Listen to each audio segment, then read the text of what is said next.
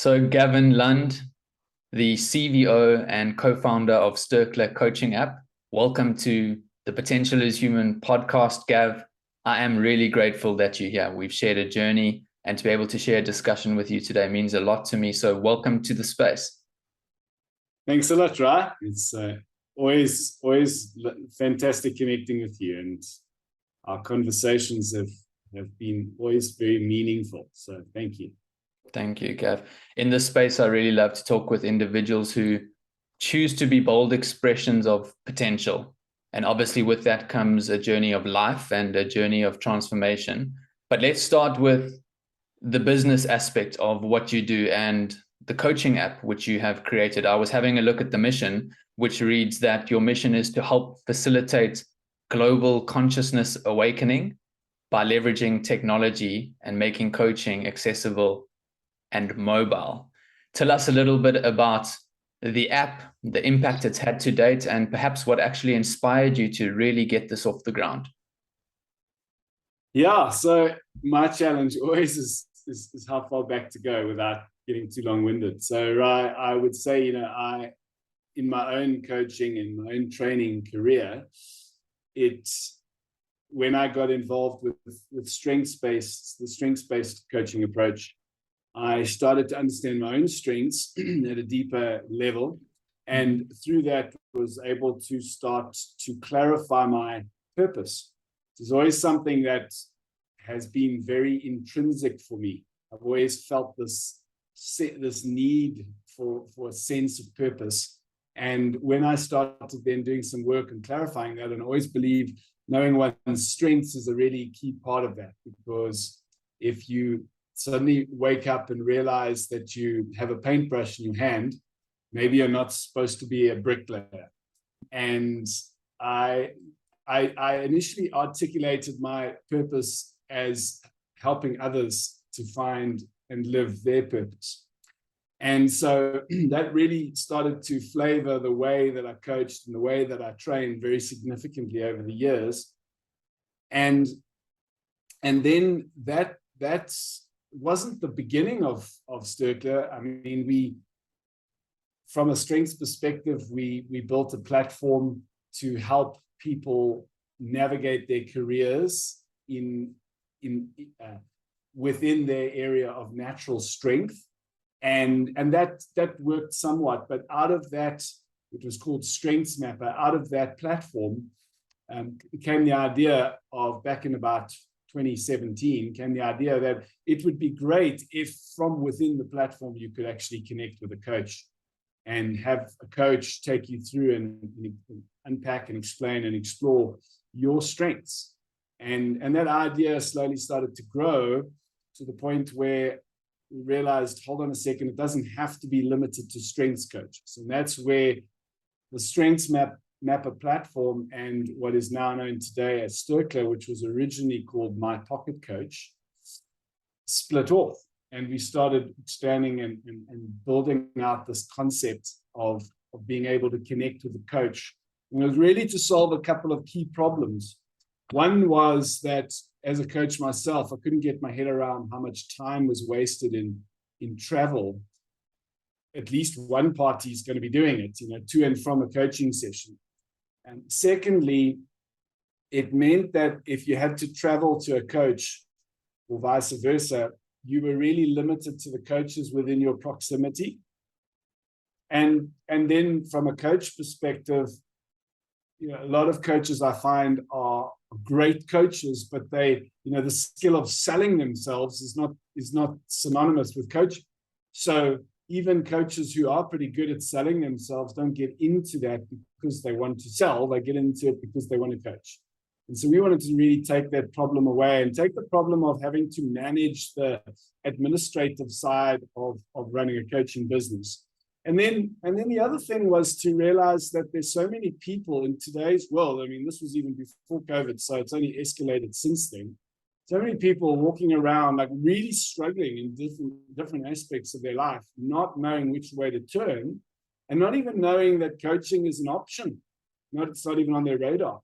So we really wanted to help make coaching people more aware of coaching and have that access to coaching. and then also help people find the right coach. Because if you know, even if you know you want and need coaching, where do you begin to find the right coach? So those were some of the initial problems we set out to solve. We designed the app in 2018, and in 2019 we went live in the app stores with version 1. So and from that, my purpose, my individual purpose, really, I started to contemplate that on a bigger scale with the possibilities that the Sterkla platform could enable, and realized something that I'd always kind of really known on some level, that people were starting to wake up. People were starting to become more conscious of their health, more conscious of their relationships, more conscious of whether or not their work inspires them, and so on. And so through coaching, that's where the purpose, which we've now re-languaged a little bit more simplistically to, our purpose is to elevate consciousness. And we've got some ideas that we're working on at the moment that might encompass ways of achieving that purpose that aren't strictly limited just to coaching. So coaching is obviously a big part of it, make no mistake. But I think, there are other ways of reaching people that are not just coaching. So, yeah.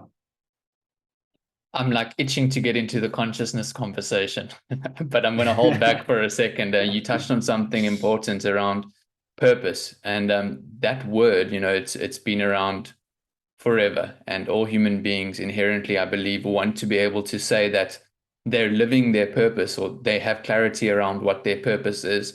Would you say, Gav, that coaching is something you would describe as your purpose? Is it something else, or how have you fused the two, perhaps, in terms of what the app offers, what you do as a businessman, and what we don't see behind your app, in your personal life when it comes to your purpose? I would say coaching is a method. It's a vehicle, and so that's where, for me, I've realized that, and to your point about consciousness, which is often the way you language this, it's who you're being, and I think for me, it's what I've realized as I've clarified that purpose in my own in myself over the years, and connected more and more powerfully to it. I've realized that that need to help people become more conscious, to help people connect to more of a sense of purpose in their life, is just who I am. So whether that's expressed through coaching, or whether that's expressed through a platform like Sterkla, or the new one that we're building, which is Engagement Fit, for me, these are just vehicles for the same purpose. Yeah, fantastically said. And when you said that, it's who I am, there's power in that. And that's what we all want to be able to, I believe, say, and then show up and be a demonstration of that in the world. Do you want to touch on Engagement Fit, Gav? Because that is another thing that you're also working on. Tell us a little bit about that. Yeah, so going back to the Strengths Mapper days, which was kind of the womb for what is now Engagement Fit, and we're still at the early stages of this. Strengths has made the whole strengths approach has been a very impactful aspect in my life, and very meaningful. And through working with others, I've received the same feedback. So what I realized was that work or our careers, account for such a significant part of our time in our life. And to be in a career that is unfulfilling and that is not aligned with your natural gifts seems a hell of a waste of talent, and not a great way to live life, to be kind of just unfulfilled. And I think what I'm finding is more and more people are asking that question. More and more people are just kind of going, hey, you know what? I've got all the material stuff, but I'm dead inside. And that's actually words that I heard just the other day from somebody who wanted to engage with me. So with Engagement Fit, our vision is to help people initially through an assessment to understand their natural drives, which is also an acronym for dominant roles in various environments. So what dominant roles does your natural energy play in various environments?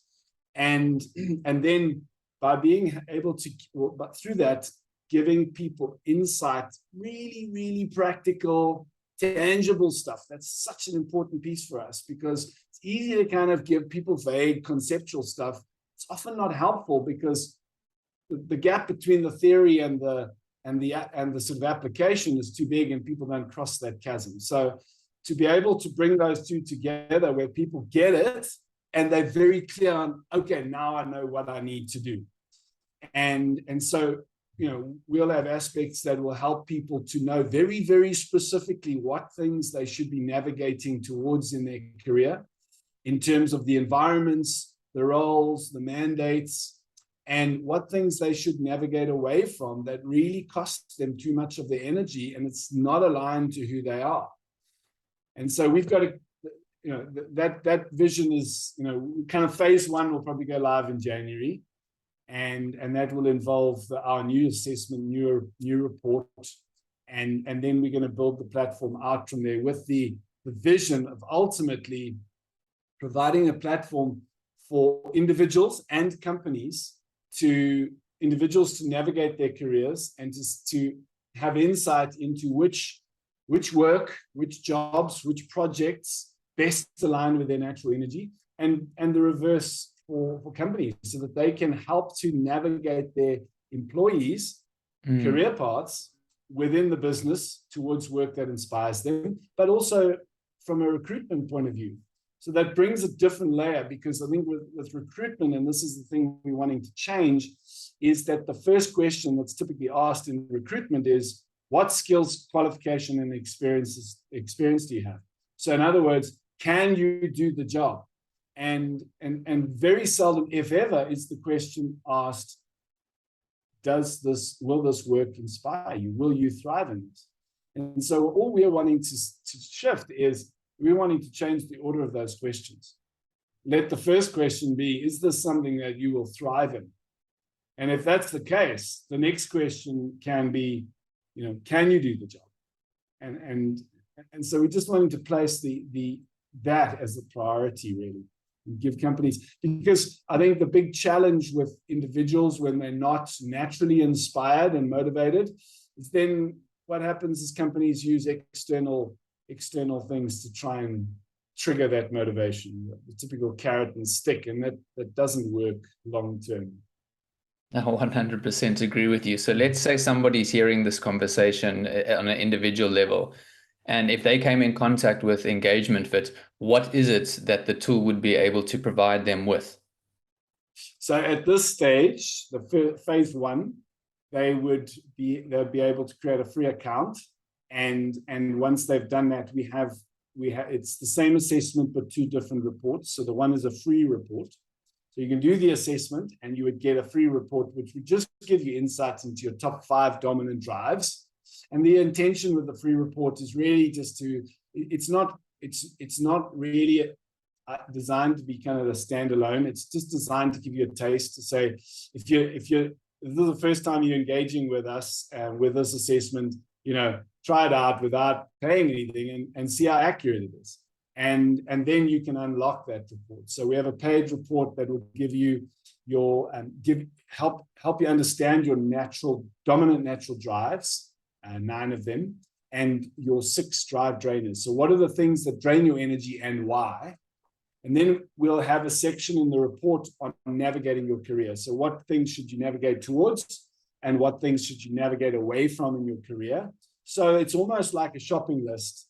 So when you're thinking about a change in your career or starting your career or anything like that, it's really looking and saying, okay, well, these are the options, but these are the things I need. And how much of what I need is going to be catered for in that kind of work. And then we're going to have a whole section that very, very practically articulates areas in which you need to work on the personal work, the personal growth, the self-mastery, in order to master those drives. Because a drive is no different really in essence to a tool. If you have a hammer and you don't have the skill to use it, you might hurt yourself. You know, a thumb's going to get it, or a toe, or something like that. But when you have mastered the skill of using that hammer, it suddenly becomes a powerful tool. And similarly, our drives, we need to master them, because if we mismanage them, they can quickly become detrimental, because it's the moth to a flame. So we're drawn to them. We've got a natural inclination towards them. But if we don't know how to manage them, that becomes very, very, very detrimental. It's kind of like, you know, having a favorite tool and just using that tool all the time, regardless of the job. So I'm going to use the screwdriver even if I need a spanner. Whereas learning to master them is also learning to know when to use them and when not to use them. And then we'll have a section that helps you understand, based on your dominant drives, what skills should you be looking, skills and tools. Okay, and an example of a tool would be not an external tool, an internal tool. So it could be something like learning to establish healthy boundaries, or something like that, for example. Okay, so tools and skills. Skill is something, obviously something you can tangibly go out and learn. So what skills and tools do you need to be focusing on acquiring in order to really transform your drives into real strengths? And so, in summary, insight into your drives and your drainers, how to navigate your career, the personal growth element, and then what skills and tools you should be working to acquire. And that's excellent, because from the ear that I'm listening with, right, it sounds like it supports an individual to know themselves on a deeper level, but with the practical application of that in this working human world that we all play a role in. Exactly, because, you know, obviously coaching is a really important piece to this too. But what it does is it at least gives people something to start working with, and then also to give insight into some areas in which they may need coaching, which can really help people pinpoint.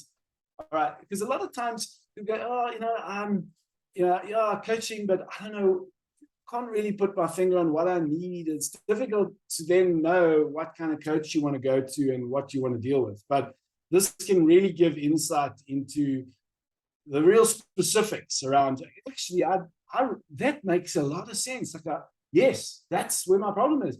So it can bring that level of clarity, which can then obviously aid people in knowing who the right coach is. And obviously the coaching, we will leverage Sterkla.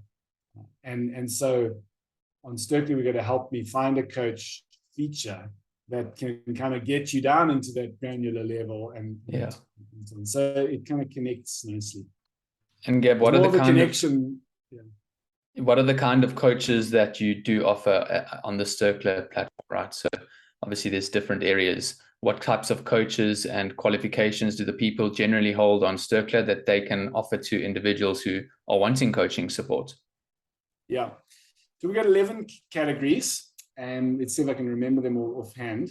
So business, career, communication, life, relationships, spiritual, parenting. So there's a retirement's another one. So there's 11 categories, and each of the coaches on Sterkla is typically focuses on a maximum of two to three of those categories.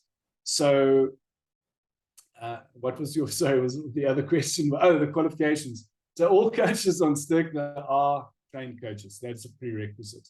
Some of our coaches are highly, highly experienced. Some are earlier on in their career, but building their experience quite quickly.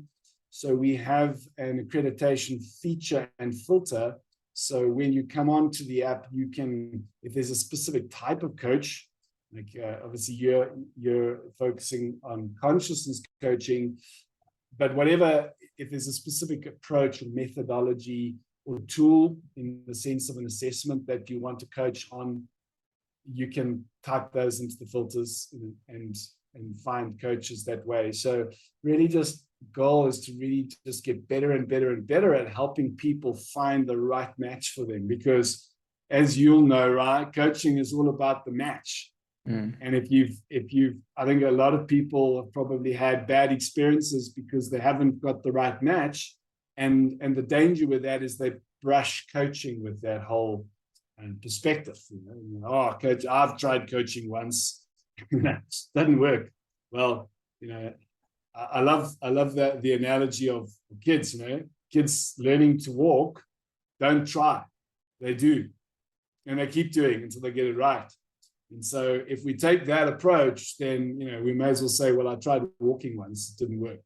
We live in a very different world. So I think, but it is a real danger. If you've never experienced it and that's your first experience, it's easy to get put off. But I think the match piece is really important. Yeah, likewise, I agree. I mean, coaching is exploded, as a profession across the world. And with that, we have coaches who are doing a phenomenal job and are dedicated to their craft. And then we have coaches who are growing and building their businesses. And then we have coaches who are kind of like entering into the field and perhaps aren't as dedicated or as understanding in the process of what coaching is. We're going to have the spectrum. So I love what Sterkla is doing in terms of ensuring that match is really accurate and that there's a quality of what's to follow from that match. Gav, something that's on my mind here is why coaching for you? And perhaps I can also language that as, what was your first experience of coaching? Because that would have been the catalyst for something greater. So yeah, it's quite ironic because I until the last, how long has it been? Maybe year, perhaps. I haven't actually had a lot of coaching myself, which is quite ironic. and so, but the positive thing about that is I think I can understand the barriers in mindset that a lot of people have towards coaching. Some of it can also be affordability, because initially it's kind of like, it's not, generally coaching's not all that cheap, and it can be hard to kind of justify spending on something where you're not guaranteed any tangible outcome. And I think that's also a societal conditioning, because and again, probably more so in the corporate world, but just generally, we tend to like to have measurements. And what's the return on my investment? Well, yeah. Okay, and maybe like Simon Sinek's book, The Infinite Game, is a good example here.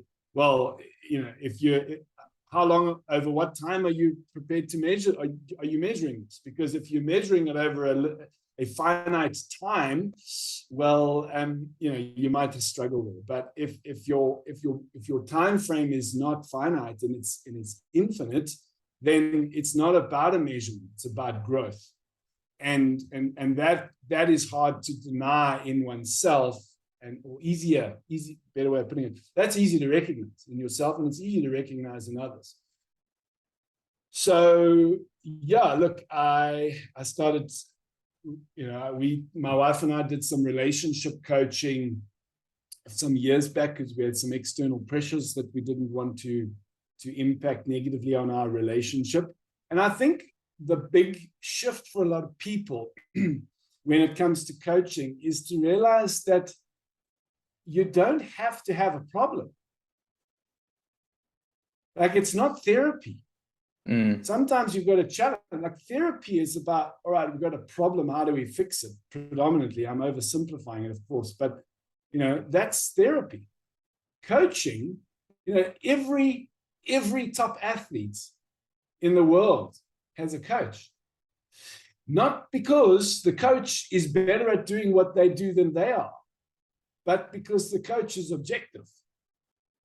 And so a much more helpful approach to coaching is to realize you might have a great relationship. You might be a great person. You might be highly successful, whatever area it is. Okay, why not take it to the next level? And I think that's, when you start to commit to the journey, because I think that's a key piece, right? Like people who kind of want to, put their toe in the water and just see what this is all about are probably not going to get results. Like anything in life, if you're not committed, you may as well not even do it. So the same with coaching is a coach is not going to change anything. A coach you're going to get out of coaching exactly what you put into it, provided, of course, you have the right coach and the right fit. So, yeah. Yeah. It's so important that, yeah, you more than did. And it's fantastic to hear you put it across with such clarity, because people want that instant gratification, right? It's like, I'm going to go to a coach and I'm going to see these external results as fast as possible. But those external results, in my opinion, come from deep inner shifts, which we need to go through. And that's fundamentally what coaching can support in terms of our own growth process. But we want to be able to measure it. We want to be able to say, like, cool, this is my return on investment as fast as possible. But you're a work of art, always in progress. So I like to say that there is no finish line. It's about showing up. If we use the athlete's analogy, let's take a swimmer. It's not dive in the pool, learn how to swim across, and suddenly you're at the Olympics next week. It's constant dedication and application towards improving your skill set, acknowledging parts of yourself that you didn't yet understand. And through coaching, you can see those blind spots. So Gav, it's phenomenal what you're doing. Yeah, please go for it. Just if I can add an analogy I love. To build a skyscraper, you've got to first build down. And when you're building down, on the surface, it looks like nothing's changing. Looks like nothing's happening. And I think that's so true for personal growth, because sometimes the most profound shifts take time before they start to show on the surface. It's exactly that. I would like to believe that it's that foundation, right? Going down and building the skyscraper, and then understanding, right, outwardly, what can life start to look like from those internal shifts. But Gab, before we go into consciousness, awareness, the inward journey, business for you prior to Sterkla, to perhaps coaching, what was that like? What was your role in the business world as a younger version of Gavin? Are you asking this question from a consciousness point of view, or just from a general external point of view? You can go general. What were you? Ways. Let's start with the general. What were you doing? What was business like for you? Having an app. From where I look, it's coming into the tech space and startup tech and apps and coding and developing. It's a highly competitive space in the modern world. What were you doing prior to even having the inspired vision to create a platform?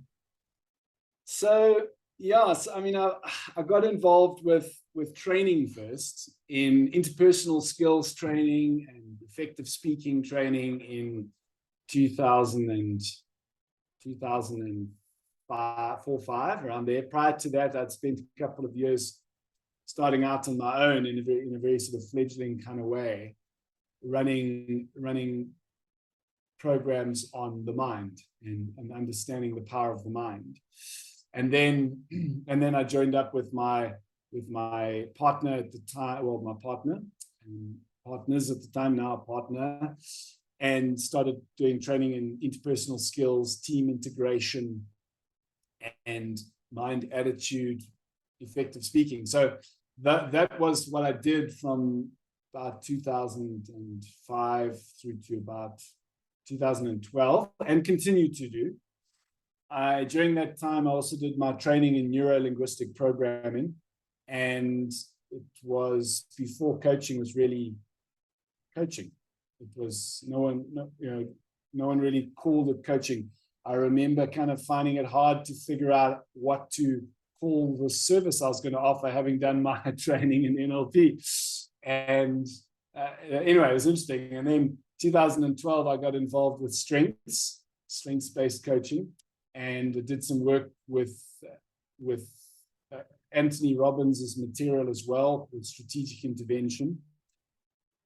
And so really from 2012, although I'd done some training and some groundwork, and really it's just from about 2012 that I started getting into proper coaching. And it was a bit of a transition to begin with, because I was so used to being a trainer that I, in the beginning, it was more like training cloaked in as coaching, because while I had the NLP training and everything behind me, I hadn't practiced that. And so it took a little while to kind of get into the sort of mindset of what coaching really is.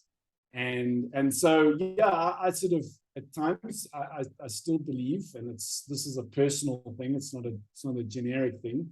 I still believe in my own approach that I still see the value sometimes in knowing when those moments where sometimes sharing and teaching around certain aspects is helpful, and where a pure coaching approach is needed. So I sort of do kind of play around with that kind of mix and blend, depending on the way I approach clients. So today, from that perspective, I'm still doing my coaching and training. I don't know for how much longer I'll have the capacity to do it, but time will tell. So I run a strengths program, which I do individually, strengths journey individually, and a team strengths journey. So yeah, that's my thing. Yeah. Now we can dive into the other side, right? The awareness side. Yeah. This journey of transformation for you as an individual, the growth you've gone through, what changes do you now see, having applied yourself to this outward process, building business, trying to create an effective solution for people to have access to coaching globally, essentially. What fundamental shifts or changes can you say that you've observed in your own life? For me, I'm inspired by the fact that, one, you're a business person, but you're also a husband and a father. And I've been able to see some of the things that you've consciously chosen to apply in your life to live a more balanced, and you used the word earlier, fulfilled existence. So how has Gavin changed, right? I look at Ryan, and there was definitely a very unconscious way of going about doing life, and it's different now. So how has that shifted for you? Yeah. Well, I'd say the first thing is, if I look back to several years ago in particular, life, I achieved a certain amount of success, but it came at a great cost. Mm-hmm. It required huge effort, and the strain and the pressures of that were at times quite telling. What I have found, particularly this year, and obviously it's not just this year, there's been foundational pieces that have been going down and being put in place, and yes, some things are coming together, but I like what you're saying. It's a constant upward spiral, and so just when you think that you've got everything connected and put together, life throws you the next challenge at the next level. So, but I have found, for me in particular, I'd say in the last year, probably the most profound shift for me is realizing that you don't have to control life, and working intentionally at building faith. And just to kind of clarify that, for non-religious people, faith is not a religious concept. It is really about, as I understand it, in the most practical sense, it's about intentionally putting yourself into the thinking, feeling, and acting state of it's already real. And I think, that in conjunction with learning to let go and just allow the flow of life to happen, it's difficult to do in the beginning, because often, and I was like this, and I've shared these stories with you, and I won't go into all the details now. There's a fear attached to letting go. that if we let go, everything's going to fall apart. And I remember times even verbally articulating the fear and not even realizing like the red flags. It's like, that's life, you know? But if you have the courage, and this is where faith is important to build, if you have the courage to let go of the reins, something magical happens, because you realize, like it didn't all fall apart.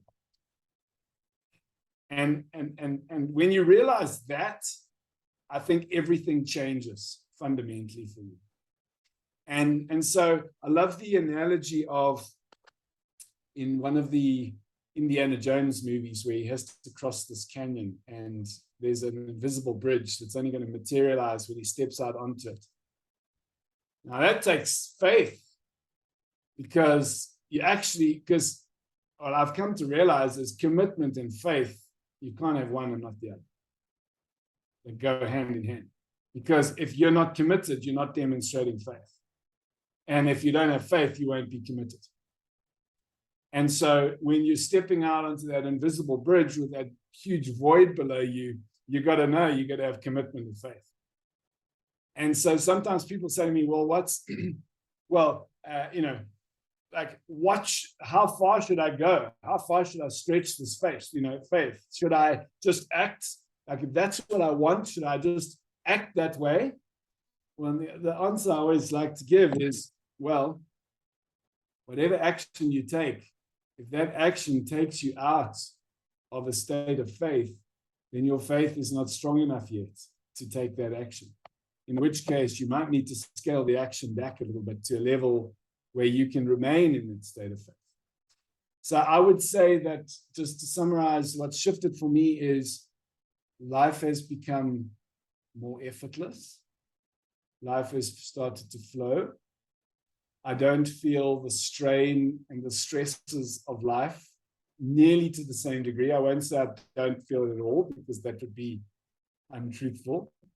But it is about, walking on this journey towards greater and greater freedom. And as I've contemplated what freedom is at deeper and deeper levels of insight, freedom is not just having space and time.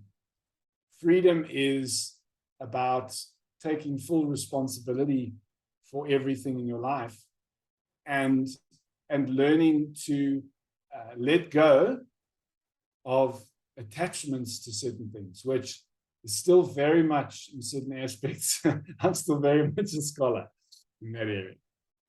You're speaking into something which is dominant across society. Globally, I would go as far as saying, the need for control, believing that we are the limited separate self, or the identity which is in control and knows where this is going, and goals and visions, and do more and work harder and faster and longer and smarter. We see it everywhere. You mentioned costs. What were some of those real costs in your life where you started to see this is actually something which is becoming too expensive, if we want to say it like that, and I need to change? Yeah. Well, I think actually, as recent as earlier in this year, it got to a point where I started to, for the first time, really acknowledge the impact it was having on my own health. Mm-hmm. I started to realize the impact it was having on my relationships by just not being present and being completely hooked into work all the time. Our oldest daughter she's quite expressive. So if she wants your attention, she'll demand it. But our youngest one's not. And when I would say, she would want to talk to me, and I would say, just hold on, Jen. And then she would say, never mind. I started to realize, whoa, hold on. Like, there are moments here that can never, ever be reclaimed again. And I think, fortunately, I've never been in this situation. to this extent. But I think when you hear people who suddenly are fighting for their life, that's when you know what's important. Mm-hmm. And we think our work is important, and it is on a certain level. We think that, making sure we have enough money at the end of the month. I'm not saying these things aren't important, and they are important for people at different levels, make no mistake. But I think the more we grow consciously, the more we start to elevate ourselves above these basic needs, we start to trust life. And with that trust in life, we start to establish and step into flow where things start to happen. I mean, the world is, and life is, naturally abundant. Yes. So when we plug into that abundance, we experience it. When we try to fight against that abundance, we cut ourselves off from that source. And, I love the sort of play on words is resourceful. Resourceful is when we are connected to source. Mm-hmm. And that's where inspiration comes. And we've spoken about this a lot, and you've reminded me about it a lot too, is being able to step back and listen to when certain actions are inspired versus required. Inspired for me is in spirit. It's almost an action or a doing which wants to be expressed through us versus action which is being taken from me as the separate self, right? I need to do that. If I don't, what will happen to me? And there's a whole nother conversation there around, this me that we claim ourselves to be, which is ultimately our ego identity.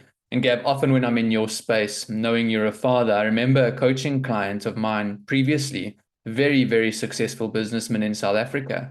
And when he approached me to be coached from a consciousness and awareness aspect, I remember thinking to myself, like, how could this gentleman want coaching from me, in terms of the success status? And we sat down and shared such an open-hearted discussion. And his simple expression to me was, I'm here to learn how to be a better father.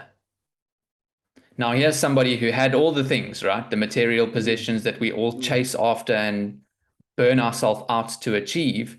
And he started to see in his reality, the direct cost was associated to not being there for his children, not having relationships with his own kids and family, and how this was starting to impact him on a far deeper level.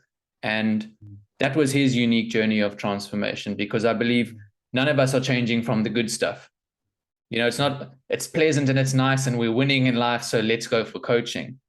99% of the time, we're meeting some sort of suffering or resistance and tension in our lives, which then forces us to look for another way.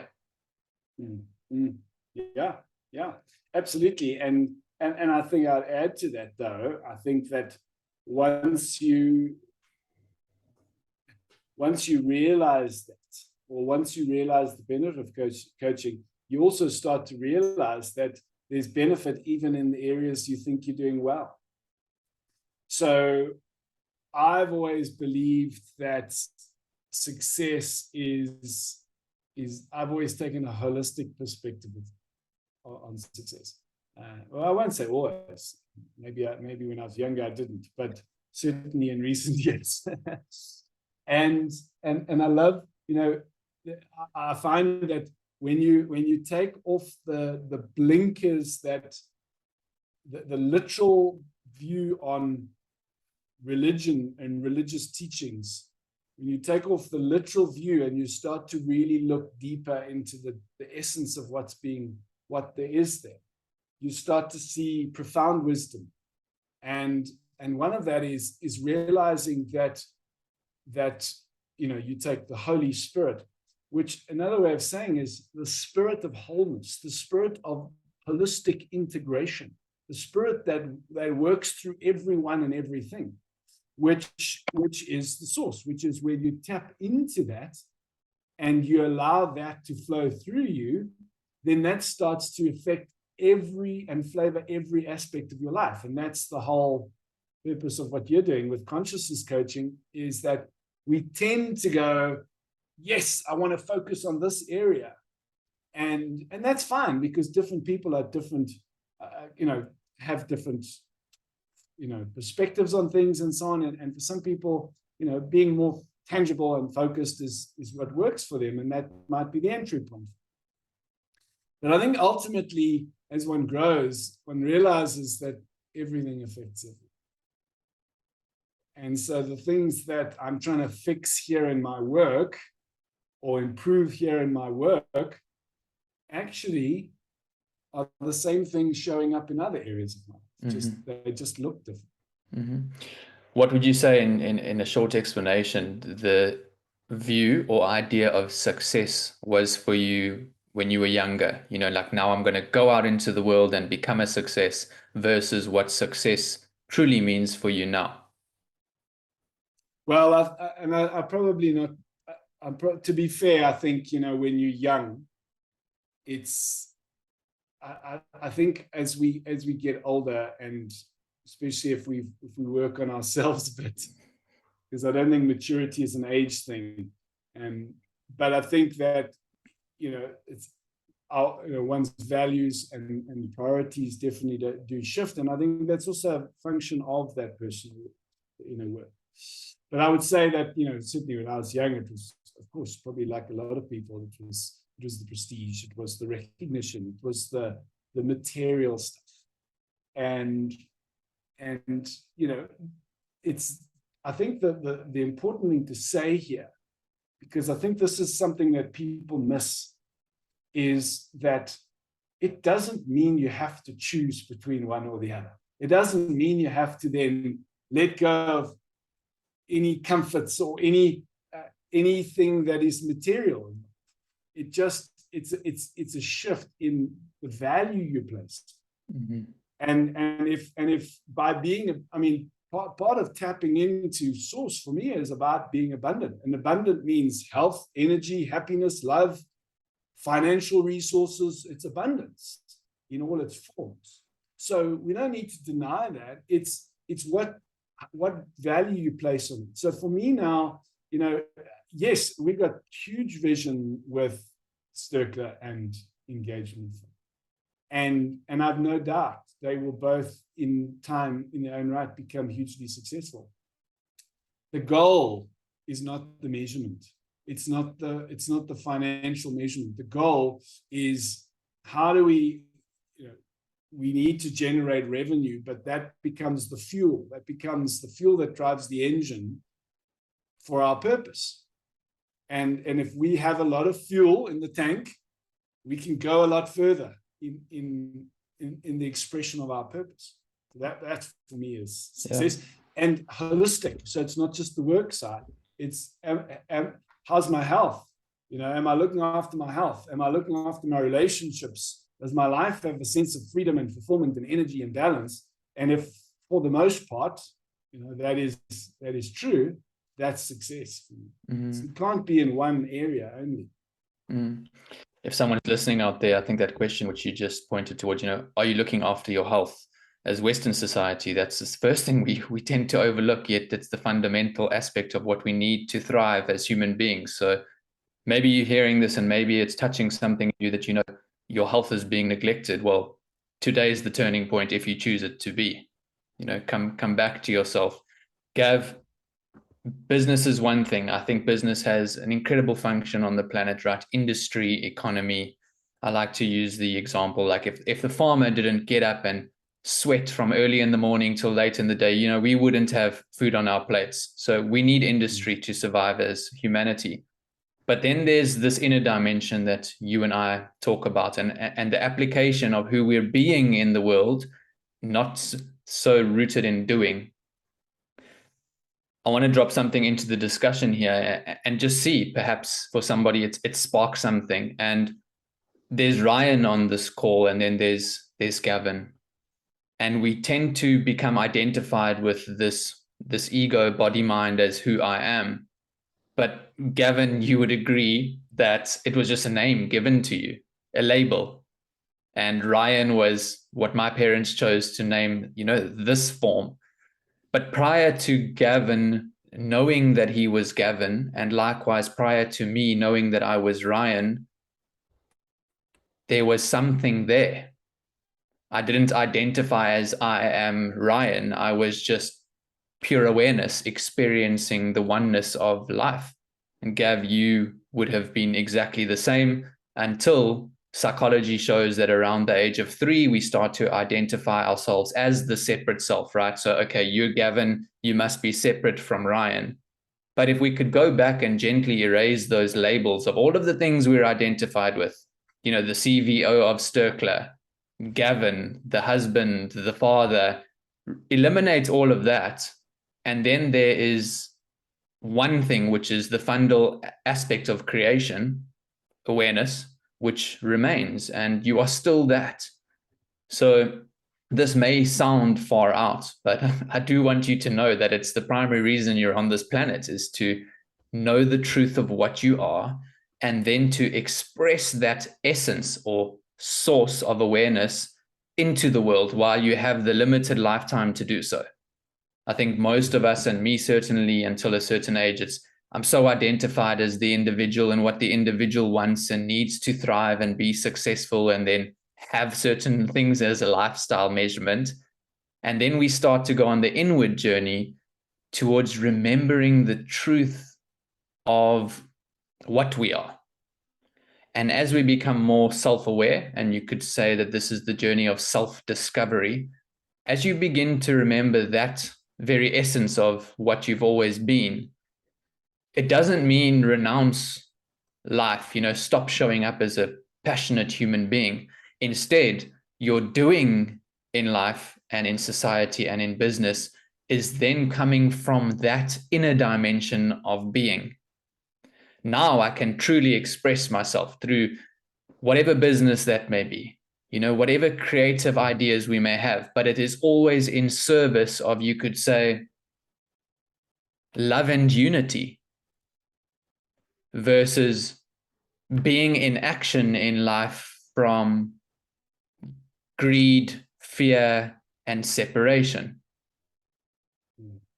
And it's the seeing everyone's going to come to. So Gav, I know you've been, contemplating this and looking within yourself in order to discover, how is it that I'm showing up, and how am I sharing myself in the world? Am I sharing from the very limited aspect of the separate ego self, or am I sharing and expressing myself from that pure awareness and resourcefulness of the truth of what you have always been? That culminated at some point in a 4-day work week for you. Tell us a little bit about that, slowing down intentionally to almost actually speed up. Yeah. Yeah. So for a number of years, I have been conscious of the conversations that largely we've all been having to some degree or another, where people say, "Oh, can you believe it? It's the end of the year. Where's this year gone? Things are hectic. Sheesh, if last year we thought last year was fast, this year is even faster. Let's hope. Yeah. Let's hope next year's better." Well, yeah. I mean, we say the same thing every day, and the definition of insanity is keep doing the same thing and expect a different result. And so I just realized something, that I started out this year with a question: how can I become less busy but remain productive? And as I contemplated that, and I think the important thing here is, you don't have to have the answer. You just have to ask the right question. And the answer will come, and be persistent with that question. I started to realize I was asking the wrong question, because I was asking the question based on something I was trying to get away from, rather than something I was trying to move towards. And when I realized that, I thought, okay, if I don't want busyness, what do I want? And that's where I realized I want freedom. And so I started to look, I'm somebody who loves challenging the status quo and the norm. Likewise, keep doing that. So, I started to question this whole thing about, are we all stuck in the same hypnotic state that we just believe we've got to keep doing more and more and more and more? At some point, you've got to realize that you can't do anymore. And if you're going to tie your results, your success, your productivity, your effectiveness, your impact to a linear scale of the more I do, the more impact I have, you're going to reach a saturation point, or reach a ceiling at some point. So to move from linear cause and effect kind of results to residual results, where what I do actually sets up systems and processes and things like that that continue the doing without me being involved. And I mean, we're fortunate to live in a world now where we have amazing technology at our disposal. And the problem is that most people are slaves to that technology.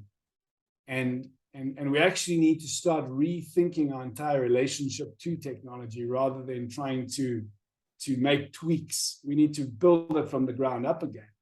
And I think that process of building it from the ground up is starting to get clear on, what do you want?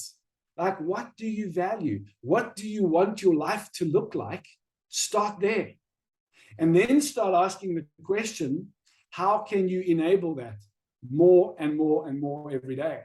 So although I do a 4-day work week, the 5th day actually sometimes does involve work. It's just that what I use that day for predominantly, and it doesn't always involve work, but what I use that day predominantly for is to start thinking about how I can reduce effort, how I can simplify, how I can automate, how I can remove steps from things. And my prerequisite, and the working 4 days of the week is not something that's necessarily practical for everybody. It doesn't mean that you have to do it. There are other ways of simplifying your life. There are other ways of becoming more free than just that. That's one way. But certainly for me, that was, I felt I needed to make a really big step, because I felt like I was at a point where if I didn't do something significant now, I wasn't really going to change the trajectory that I was on. And so my prerequisite was that I don't cut up the 5th day and add it to the other 4.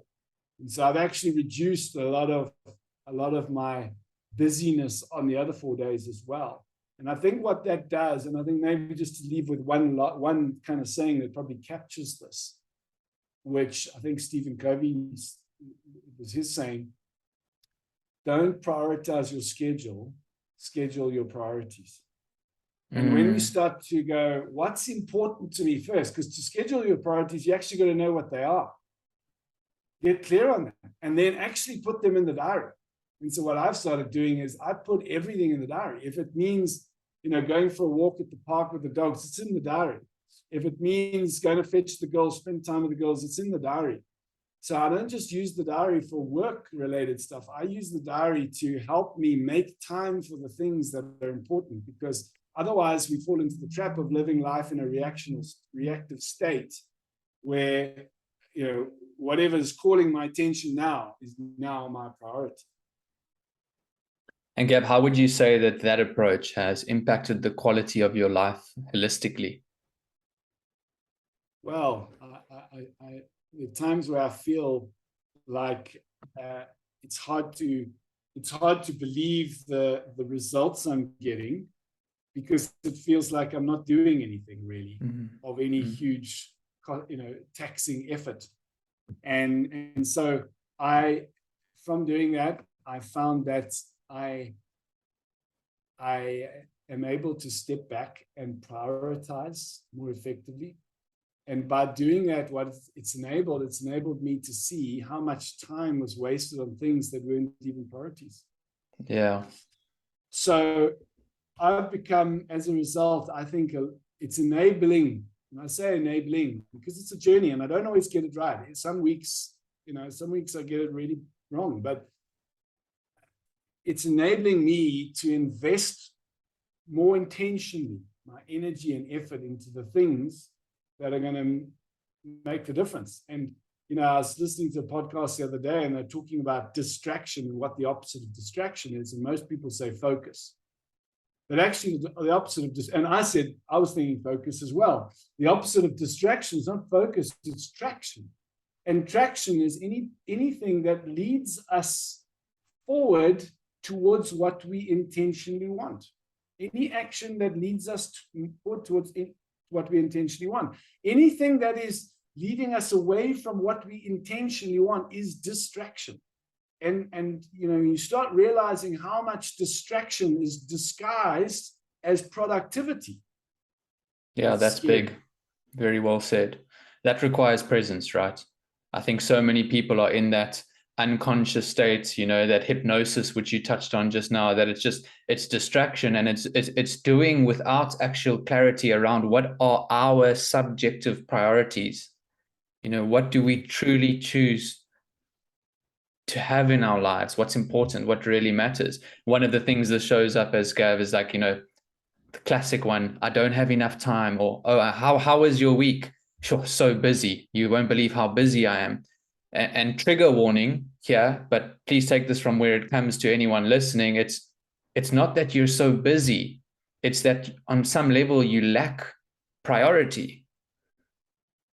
Because we can all be caught in the busyness. We know we all have 24 hours in a day, and remove all clocks. And then the bigger question is, if you didn't know the concept of time, and we didn't invent that as man, what time is it? It's always now. It's the present moment. What matters to you now? What is the highest choice you can make in the now moment?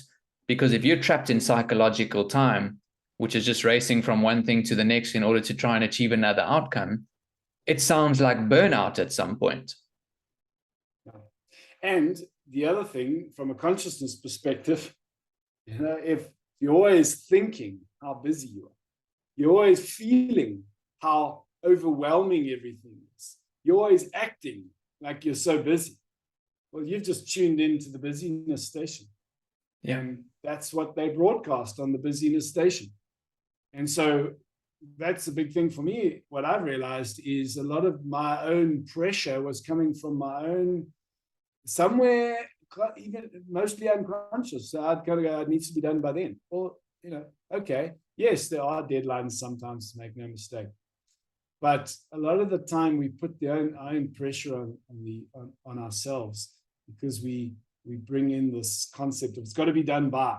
And when I realized that everything meaningful in my life always unfolded in its own right time, it enabled me to step back and be more patient. One of the most powerful sayings I've heard, Gav, in the last probably 3 to 4 weeks is you make this shift as you become more aware or more conscious as an individual, right? You make this shift from I'm living life towards life is living me. And that can be quite scary initially, but as you've touched on in the discussion, when you start to see the magic which begins to unfold, and you start to understand that the synchronicities and the timing of certain interactions with people and outcomes that do take place, it's far greater than the limited mind could have ever planned or comprehended. Yeah. Everything's here to serve us. Everything is certainly here to serve us, and we are here to be in service of that knowing, which you've just languaged. Busyness, a big one, which I often see in the coaching space, and people who are constantly doing or even overdoing. The flip side of that is when we slow down, we're forced to look at or acknowledge what arises, right? People don't want to create that space. We would rather stay busy because it gives us a sense of achievement and power, versus if I slow down, I'm going to face all my shit that's just bubbling under the surface, right? The stuff that actually needs to be healed for your greatest transformation is only seen if we create the space and the presence for us to look within. Yeah. And another perspective is Einstein showed us that time is relative. So what struck me at one point was I realized that by slowing down my activity, I suddenly became aware of how much time I had. The faster we move, the faster time moves conceptually. Yeah. The more we slow our conscious mechanism down, the more we actually start to experience time at a slower pace. One of the big And that questions. means we have more time to do the important things. Yeah.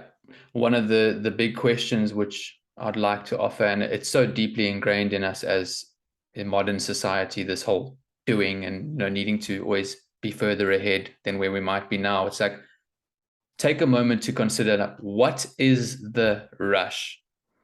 And if you really are choosing to rush, then also take responsibility for the fact that you're just racing quicker to the end, which we call death, right? Do you really want to go faster? Because you're speeding it up then, and this show ends at some point.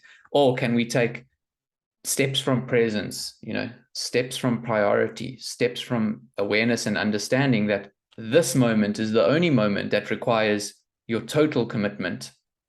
And there is no rush, because I certainly, looking at you and talking to you today, is like, I do not want to rush. I would rather be here and experience this for as long as possible in the fullest way possible.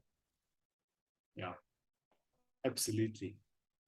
Gav, in closing, I mean, incredibly fruitful conversation. So thank you. And I love the way you've helped me take, certain, you could call them spiritual or consciousness related aspects and translate that into what it means in everyday life.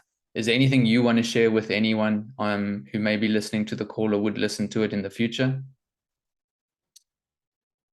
Not specifically, but maybe, I think some of the things that we've discussed from from someone's perspective might seem like we're talking crazy stuff.